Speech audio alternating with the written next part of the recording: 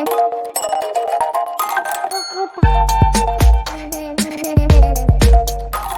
Everyone, इस video में बात कर लेते हैं SCI agent shipping corporation of India की क्विकली एनालिसिस देख लेते हैं। चैनल को लाइक एंड सब्सक्राइब करना मत भूलेगा। तो एससीआई में आप देख रहे हो कंसिस्टेंट 3 सेशन में वीकनेस देखने को मिली। ओवरऑल उसके पहले वाला सेशन एक बहुत हैवी बुल रन के साथ चला था, 17% अप था, बट प्रॉफिट बुकिंग हो गई। काफी लोगों के कमेंट भी आ रहा है कि सर बहुत ऊपर के लेवल पे फंस गए।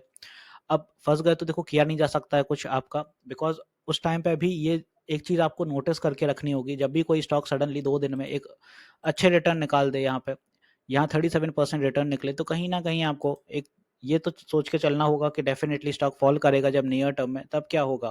बिकॉज इतनी तेजी से रिटर्न आते हैं तो ओवरऑल यहाँ पे आरएसआई भी ओवरबॉट टेरिटरी में जाता है, फिर फॉलिंग बनती है, सेम एज इट इज अपन को एससीआई में देखने को मिला। फिलहाल कंसिस्टेंट सेलिंग है और ज्यादातर पैनिक सिचुएशन क्रिएट है कि एससीआई कितना गिरेगा, वापस से उसी लेवल पे तो नहीं आ जाएगा। अब जो आप ऊपर के लेवल पे फंसे हो तो उनसे यही कहूंगा कि एवरेज करने का सही समय तो यही है। वो इसलिए बिकॉज यहाँ पे जो अपना वेज का पैटर्न बनता है, ये राइजिंग वेज आएगी कुछ, और यहाँ से ब्रेकआउट हुआ था, इसका ऊपर की दिशा पकड़ ली स्टॉक ने, यहाँ से फिर से नीचे आया तो स्टॉक इसी जोन के सपोर्ट पे अभी आ रहा है। सपोर्ट एज ऑफ पहले इसी जोन पे रेजिस्टेंसेस देखने को मिलती थी, अब इसी जोन पे अपन को सपोर्ट देखने को मिल रहा है। तो यहाँ पे अगर फर्दर वीकनेस स्टॉक दिखाता है बाय एनी मीन्स, तो फिर कल स्टॉक अपना सपोर्ट तोड़ के यहाँ पे 300 का लेवल टेस्ट कर सकता है। हालांकि यहाँ पे आ रहा अपन ईएमएस के अकॉर्डिंग देखें तो ईएमएस काफी बुलिश हैं ऑलरेडी, ईएमएस से बहुत ऊपर चला गया था स्टॉक। यहाँ पे ईएमए अपना ट्रेल कर रहा है 286 और अपना स्टॉक पहुंचा था कहाँ पे 382 384। तो डेफिनेटली इतने ज्यादा ईएमए से भी दूर होगा तो भी डेफिनेटली स्टॉक को गिरना ही था, एक करेक्शन तो बिल्डअप हो रहा था।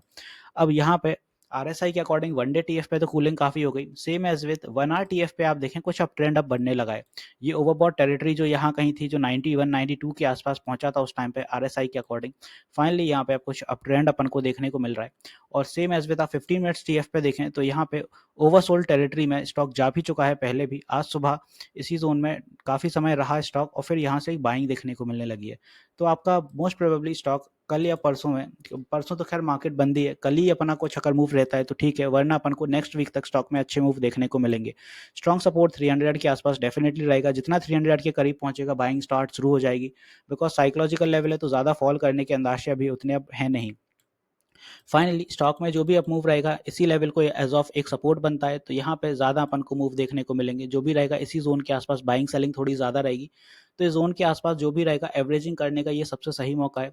काफी लोगों ने ऊपर की दिशा पे जब फॉल करता आ रहा था तो काफी लोगों के कमेंट आते थे सर बाय कर लूं या इस लेवल पे, तो मैंने उस टाइम भी एक चीज कही थी कि बाय करने जा रहे हो बट एड ऑन के लिए कुछ कैपिटल लेके चलना, बिकॉज ये फर्दर फॉल कर सकता है।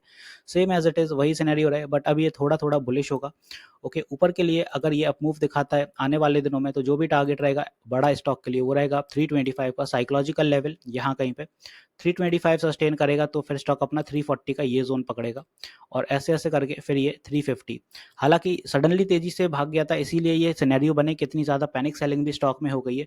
अगर ये नॉर्मल प्राइस एक्शन को फॉलो करता है, धीरे धीरे चलता तो ये इतनी ज्यादा कहानी बिगड़ती नहीं और लोग भी इतने ज्यादा फंसते नहीं। लोगों का फंसना इसीलिए क्योंकि फोमो में कहानी उनकी भी बिगड़ी। उनको ये था कि आज बाय कर लेते हैं, कल ये मे भी अपर सर्किट लगा दे, जैसा एक बार लगा चुका है, तो पैसे अच्छे बन जाएंगे।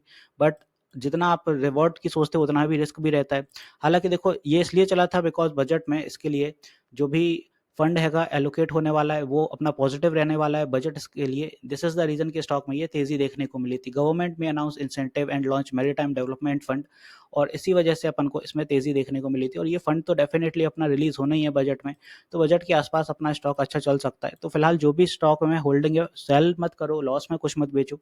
ऐसा नहीं है कि स्टॉक में आपके कहीं ना कहीं क्या प्रीमियम इरोड हो रहा है, प्रीमियम तो कुछ इरोड हो नहीं रहा है, इक्विटी पे ही हो आप, नीचे आ रहा है तो एवरेज करो, ये डेफिनेटली चलेगा। ओके, ओवरऑल पूरी कहानी यहाँ बिगड़ी नहीं है कि स्टॉक में ईएमएस टूट गए, ईएमएस तो ब्रेक हुए नहीं है, ईएमएस के अकॉर्डिंग स्टॉक अभी भी बुलिश है, तो पैनिक क्यों करना है फिर आपको।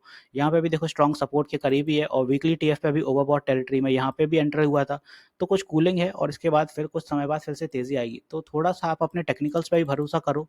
अगर आप बिना टेक्निकल के इस तरह से भेड़ की दौड़ चाल पे दौड़ोगे तो फिर क्या सीन रहेगा, आपका कुछ नहीं होगा, आप भी ऐसे ही लॉस में जाओगे। पहले भागे तो आप उनके पीछे भाग लिए कि स्टॉक भाग रहा है, वो गिर रहा है, अब आप पैनिक करके बेच रहे हो, तो फिर आप स्टॉक मार्केट फिर आपके लिए नहीं है। तो थोड़ा सा रखना होगा, पेशेंस का गेम है।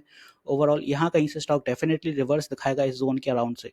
तो आई होप यहाँ पे एससीआई मैंने अच्छे से क्लियर कर दिया, सपोर्ट रेजिस्टेंसेस आपको पूरे बता दिए हैं क्या कैसा सिनेरियो रहने वाला है। यहाँ पे एक चीज और क्लियर कर दूं, मैं लाइव सेशंस भी लेता हूँ मार्केट आवर में, सुबह 10 बजे से 1 बजे तक लाइव रहता हूँ। और शाम 9 बजे भी लाइव आता हूँ। तो प्लीज़ अपनी क्वेरीज़ क्लियर करने के लिए वहाँ आया करें। लाइव इंटरेक्शन में आपको काफ़ी कुछ सीखने को मिलेगा और साथ ही साथ कमेंट्स के रिप्लाई मैं कम दे पाता हूँ, बल्क में रहते हैं इसी वजह से। तो मिलते हैं नेक्स्ट वीडियो में। This is me Shubham Yadav signing off.